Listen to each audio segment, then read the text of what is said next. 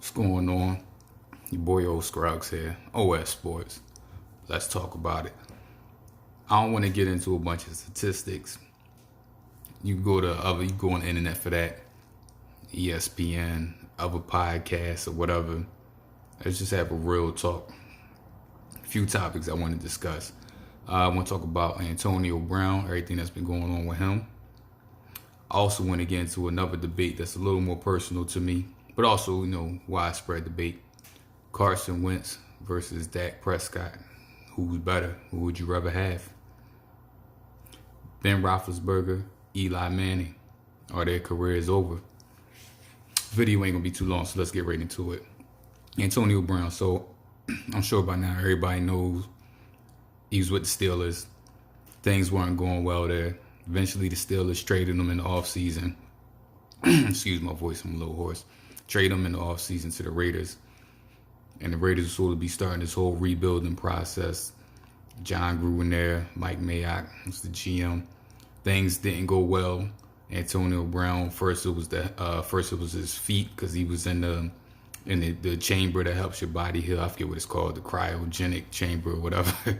Sound like something Michael Jackson was using. But he was in the chamber, didn't wear the proper shoes, so he had an issue where he had frostbite on his feet. So he couldn't play initially during training camp.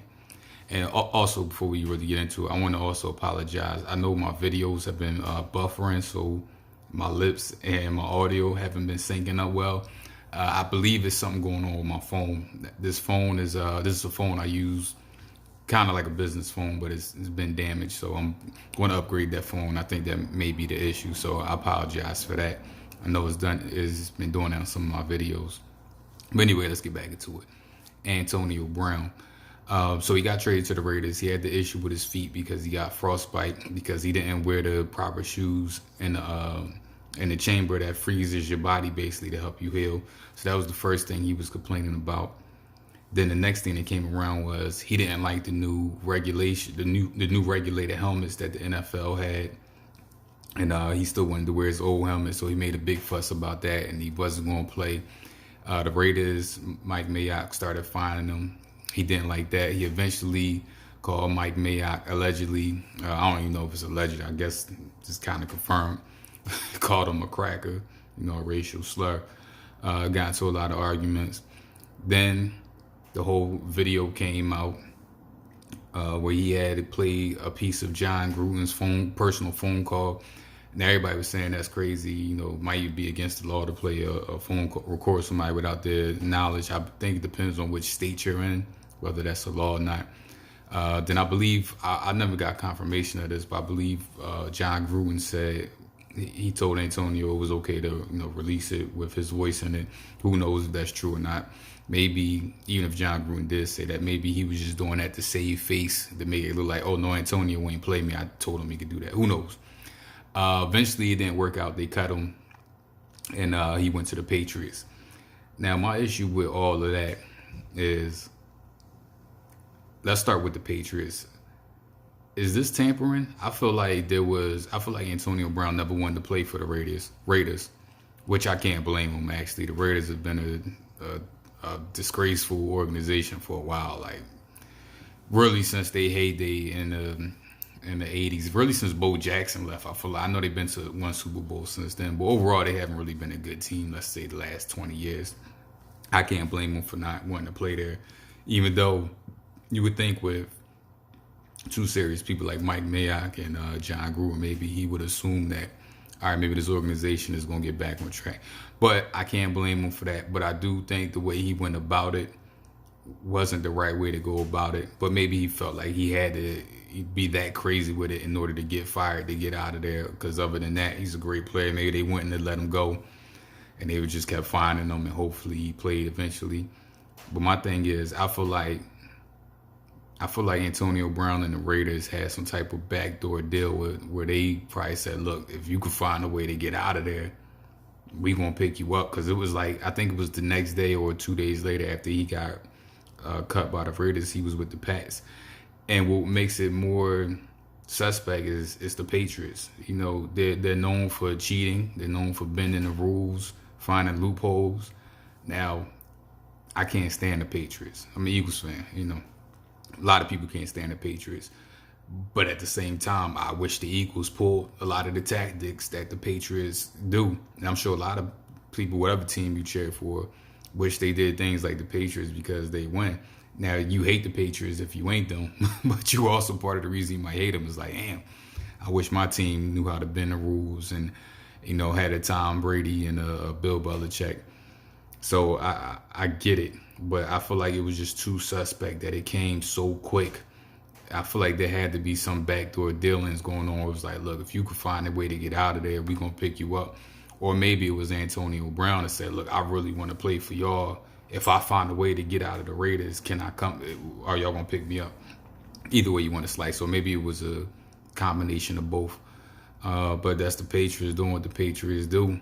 They got the man. They just won the Super Bowl. They always a favorite to go back to the Super Bowl, over the last, 20 years or so, 18 years, whenever since Tom Brady got there, 2000, I believe, 99.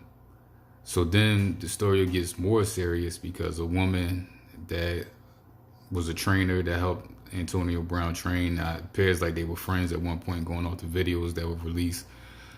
She's accusing him of sexual assault, rape. I believe it was on 2 or 3 occasions.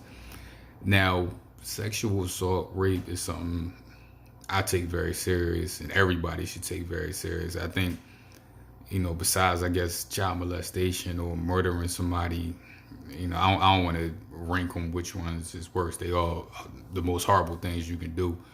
So if he did do that, if he did, rape or sexually assault this woman, he deserves to be in prison like everybody else has ever done that. But I am a little cautious because it's just the timing of it is what threw me off and a lot of people off.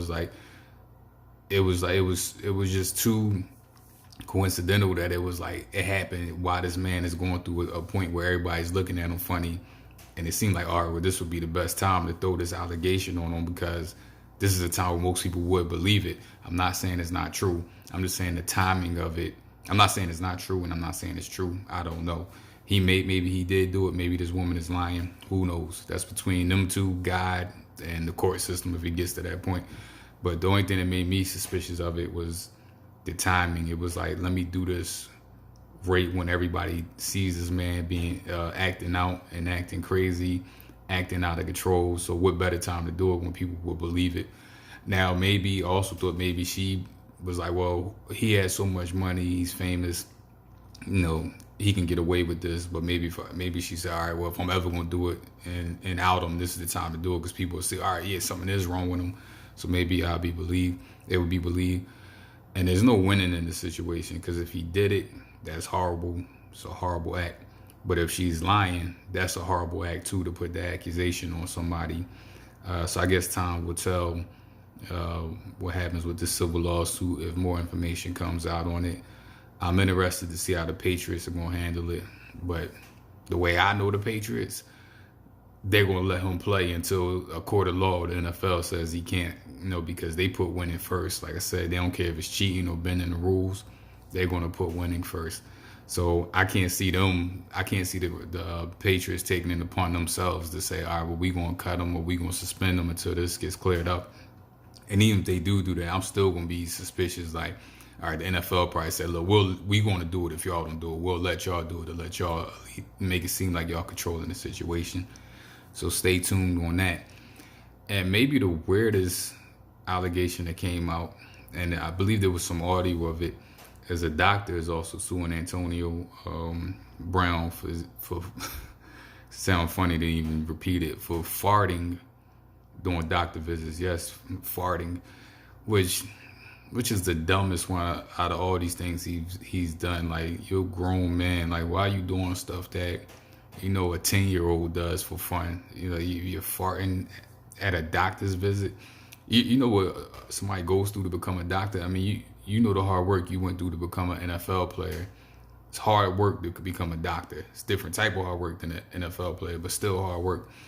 And I don't care if it was the janitor that cleans up the locker room. Like, why would you be farting on purpose around somebody? It's just stuff like that, man, where if things go downhill for you, people not going to feel bad because it's like you doing unnecessary dumb stuff. You got enough stuff against you right now. Well, not that this stuff was happening before this farting incident happened, but it's just dumb. Like, why would you do something so stupid and immature? So, but what's your thoughts on that? I'm interested to see how this all plays out. My early guess right now is he's probably going to make it through most of the season because the civil lawsuit, I'm not sure how fast that will move. And I'm not sure if the NFL is going to step in and intervene and say, well, we got to suspend you because I guess technically he hasn't broken any laws that's been proven, but that hasn't stopped the NFL before from suspending people that may have not been proven guilty in the court of law. So we shall see how that plays out. Another thing I want to get into is Carson Wentz versus Dak Prescott. You know, they both were drafted the same year, both playing the NFC East. You know, both outstanding young quarterbacks, two of the quarterbacks that a lot of people are saying, you know, as Tom Brady and Drew Brees and Eli Manning, as these guys are towards the end of their career. These are Prescott and Wentz are two of the leading candidates to lead the NFL, you know, into the future, along with, you know, people like Patrick Mahomes. My guy down in Baltimore, his name's escaping me right now. He's balling right now too, but you know, they're two of the bigger names of the young quarterbacks out there. And I'm a diehard Eagles fan. If you follow my videos, as you know, from Philly, born and raised, diehard Eagles fans. And a lot of people got mad at me on Twitter when it was the topic of discussion maybe about a month ago during training camp. I said I would take Dak over Wentz, even though I'm an Eagles fan. And my main reason for that is, well, a few reasons. One, Carson Wentz's main problem is he's always injured. I mean, he's injury prone. Some people don't want to admit that. But, you know what they say, your best ability is availability. And it's like, no matter how good you may be, if you're not actually on the field playing, what does it matter? And another part of that, I haven't really heard people dig into. If you're injured, you're missing valuable time. You know what I mean? You're missing time where you would have been on the field learning, getting experience.